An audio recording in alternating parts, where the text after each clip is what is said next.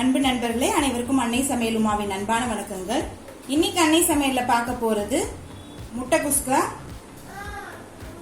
ரொம்ப சிம்பிளா செய்யக்கூடிய ஒரு ரெசிபிங்க. வாங்க எப்படி செய்யறதுன்னு பார்க்கலாம். இப்போ குக்கர்ல தேவையான அளவு எண்ணெய், இப்போ கொஞ்சமா நெய் சேர்த்துக்கலாங்க.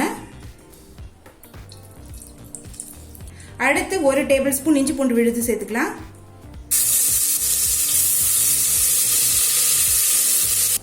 அடுத்தது 2 பெரிய வெங்காயம் சேர்த்துக்கலாம்.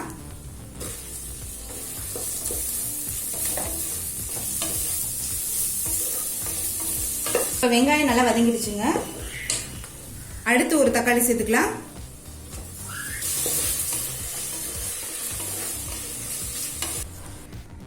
இப்போ தக்காளி வதங்கிட்டு இருக்க நேரத்தில் நம்ம மசாலா அரைச்சிக்கலாங்க. 2 பட்டை, 2 கிராம்பு, 2 ஏலக்காய், 4 பச்சை மிளகாய்,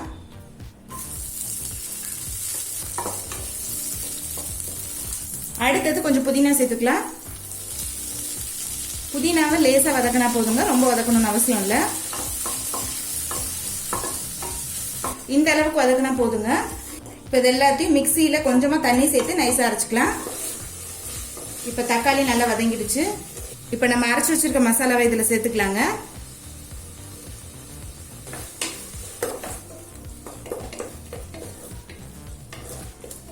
ஏற்கனவே நம்ம வதக்கிட்டோம், அதனால லேசா வதக்கினா போதும். அடுத்து கொஞ்சம் மஞ்சள் சேர்த்துக்கலாங்க. 2 டீஸ்பூன் மிளகாய் தூள். ஏற்கனவே நம்ம 4 பச்சை மிளகாய் சேர்த்திருக்கோம், அதனால இப்ப நான் கொஞ்சமா தான் மிளகாய் தூள் சேர்க்கிறேன். இப்ப மிளகாய் தூள் வாசனை போக 1 நிமிஷம் வரைக்கும் நல்லா வதக்கிக்கலாங்க. மிளகாத்தூள் வாசனை போக 1 நிமிஷம் வரைக்கும் நல்லா வதக்கியாச்சு. இப்போ 1 டேபிள் ஸ்பூன் தயிர் சேர்த்துக்கலாம்.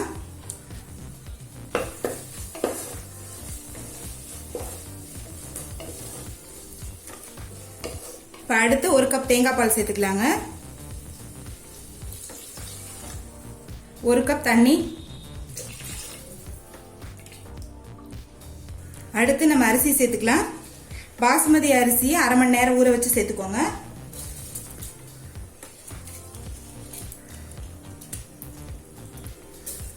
நான் 1 கப் அரிசி எடுத்திருக்கேங்க.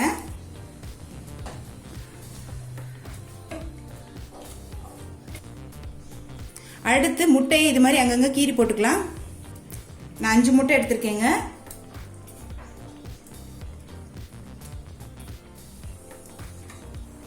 மெதுவா கிளறிக்கோங்க. இப்ப மூடி போட்டு குக்கர்ல இருந்து 2 விசில் வந்தோடனே இறக்கி வச்சிடலாங்க. இப்ப குஸ்காவை தாளிச்சிடலாங்க. இப்ப தாளிக்க கொஞ்சமா எண்ணெயும் நெய்யும் சேர்த்திருக்கேங்க. கடைசியில குஸ்காவை இது மாதிரி தாளிச்சிங்கன்னா நல்ல வாசனையா இருக்கும். 1 பட்டை, 1 கிராம்பு, 2 அன்னாசி முக்கு, கொஞ்சம் கல்பாசி.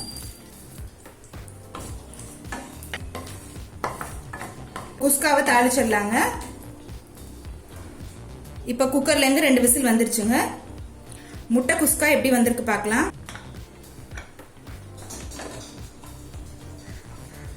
இப்ப குஸ்காவை தாளிச்சிடலாங்க. இப்ப கொஞ்சமா கொத்தமல்லி சேர்த்துக்கலாம்.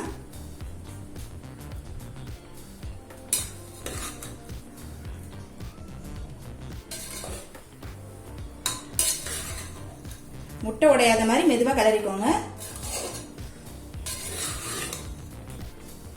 இப்ப முட்டை குஸ்கா ரெடி ஆயிடுச்சுங்க. நம்ம சர்வ் பண்ணிடலாம்.